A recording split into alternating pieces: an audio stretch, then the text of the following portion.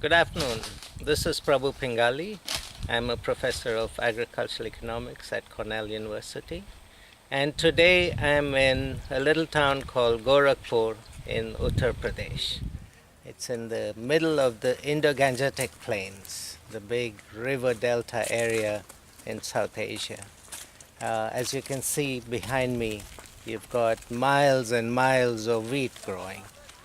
And if you come back in August, you'll see miles and miles of rice growing in this area.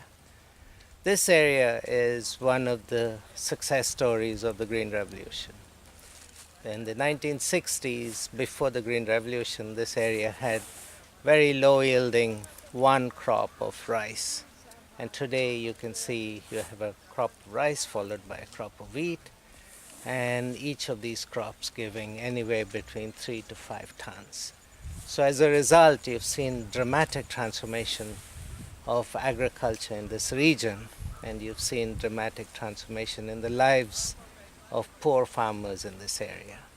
Not only in terms of getting enough food to eat, especially in calorie terms, but also improved incomes, improved schooling, improved health, and all of those structural changes that come with growth in agriculture productivity.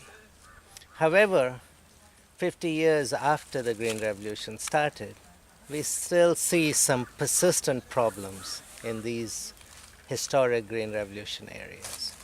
Problems of persistent malnutrition, problems of rural poverty, and problems of not having adequate balance in the diets of the middle class and also of the poor populations.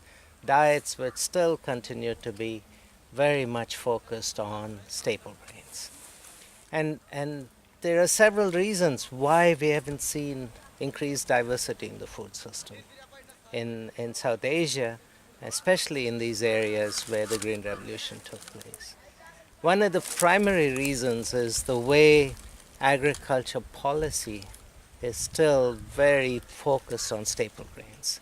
This staple grain fundamentalism is pervasive in agriculture policy across the region and certainly across the developing world, where staple grains are given much higher weightage in overall agriculture policy relative to all other commodities, all other crops and livestock products.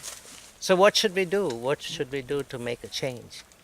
I think one of the most fundamental changes that have to be made is to create an agriculture policy that's crop neutral, giving farmers the incentive to increase production, but letting farmers choose what crop they want to grow based on market signals and based on the best productive use of their land.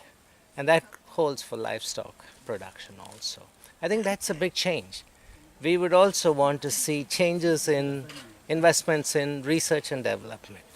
Much of the research and development today is focused on the big three crops, rice, wheat, and maize.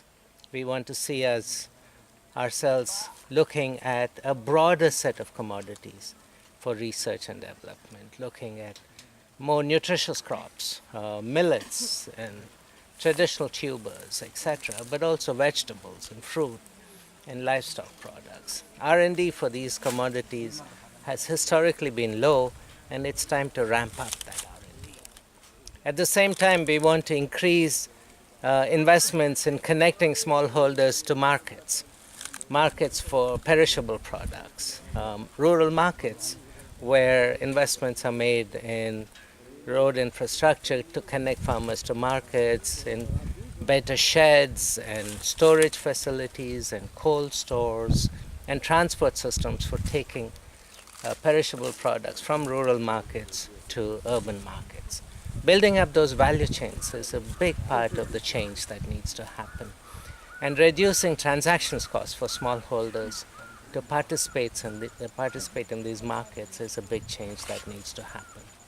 I think the time is ripe right now to make the transition from a staple grain focused agriculture system to an agriculture system that promotes diversity, that promotes nutrition, and that promotes increased wealth and growth and income through diversity in high-value crop production.